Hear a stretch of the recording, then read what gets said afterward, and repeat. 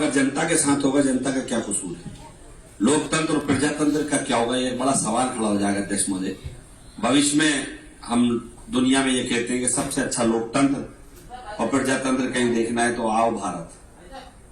जब हम ये कहते हैं कि आओ भारत देखो, और उस समय में हम फिर ये वाली चीज परिपाटी शुरू हो जाएगी जो पहली बार देखने को मिल रही है, तो कहीं ना कहीं अध्यक्ष महोदय ये बजट में ठीक नहीं है। मैं चाहता हूं कि आपको निश्चित रूप से इसमें हस्तक्षेप करना चाहिए।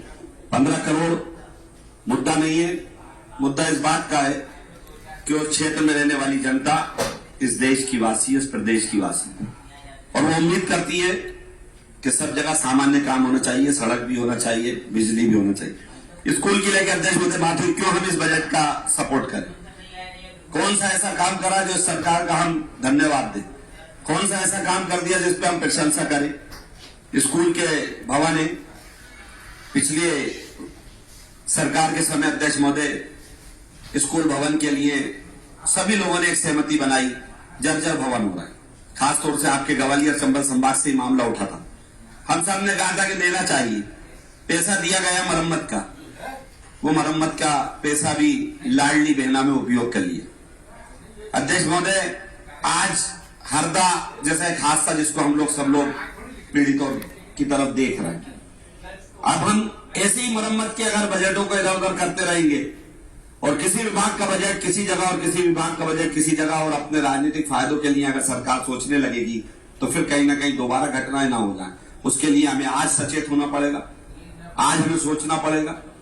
जहां तक रहा, अब कैलाश विजयवर्गीय जी अभी चले गए, हमारे संसदीय मंत्री, अभी कह रहे थे सबका साथ सबका विकास। बोलते तो बहुत अच्छा है, लगता भी बोलने में अच्छा है, लेकिन अल्पसंख्यक कल्याण का कहीं जिक्र ही नहीं है। मदरसा बोर्ड के लिए मैं कई बार से कह रहा हूं अध्यक्ष महोदय कि उसकी स्वीकृत राशि है जो खुद प्रधानमंत्री जी ने दी है, और स्वीकृत राशि का भी इसमें कहीं मुझे नजर नहीं आ रहा।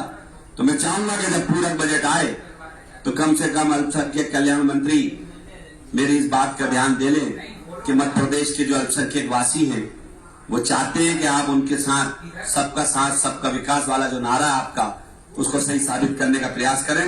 इस बजट में बहुत सारी ऐसी चीजें जिसके लिए हमने सोचा था कि ये कहीं ना कहीं आएगा, लेकिन ऐसा कहीं भी नहीं आया। तो इसलिए मैं इस बजट का विरोध करूंगा और उम्मीद करूंगा कि अगर पूरा बजट आए तो मध्य प्रदेश की पूरी जनता के हिसाब से आए। बंटवारा, भेदभाव, आपस में अलग अलग विधानसभाओं के एतबार से ना आए। और विशेष रूप से मेरा अनुरोध है कि अध्यक्ष महोदय, पिछले 5 साल हमने देखे और अभी हम आपको देख रहे हैं। निश्चित रूप से कहीं ना कहीं हमको यह एहसास हो रहा है कि आप बड़े सदन से आए, उसकी गरिमा और आपसे बहुत कुछ सीखने को मिल रहा है। लेकिन हम ये भी चाहते हैं कि इसमें आप ये भी एक कम से कम करा दें कि ये भेदभाव समाप्त हो जाए। जिस तरह से दूसरे विभागों का या दूसरे विधायकों से अनुमोदन लिए गए, कांग्रेस के विधायकों को भी उसमें शामिल किया जाए। धन्यवाद।